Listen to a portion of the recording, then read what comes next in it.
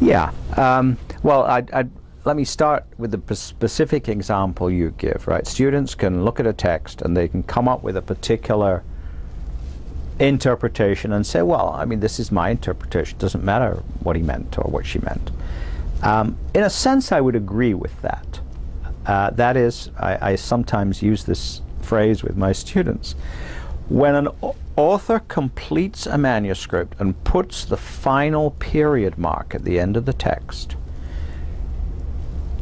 the writer becomes a reader and the reader becomes a writer, right? So there is no sacred meaning in the text, which is what I meant, and you don't understand it if you don't get what I meant. Now we're talking about works of the imagination. If we're talking about how to unscrew the lid of a pickle jar, then that won't do. But for works of the imagination, that's an issue. So first of all, there is a legitimate range of possible interpretations. I mean, look at the way that people read Shakespeare. People have all sorts of Freudian readings of Hamlet, and to the best of my knowledge, Shakespeare died several centuries before Sigmund Freud was born. And they're legitimate because there's that surplus of meaning in there.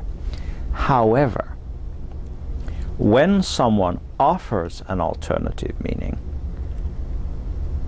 they have to be willing to explain how it emerges out of the text. So it's no good just saying, well, this is how I see it. I want to know, well, explain to me where in the text you find the justification for this kind of reading.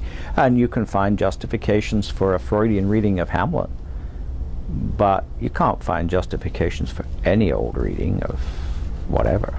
So a range of, I mean, this is what I was saying earlier about the notion of a classic.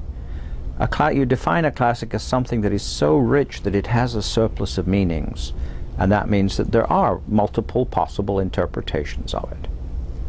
But it's also always still the same. There's that thing there that you have to keep going back to justify your interpretation. So I'm impatient of relativists.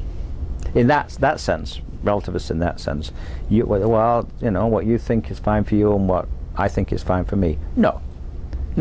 We both have to meet on the common ground of the text. And there we can duel as long as we like.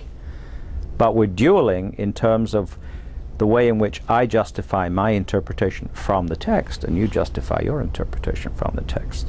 We're not dueling in thin air. Well, I like my theory and you like your theory.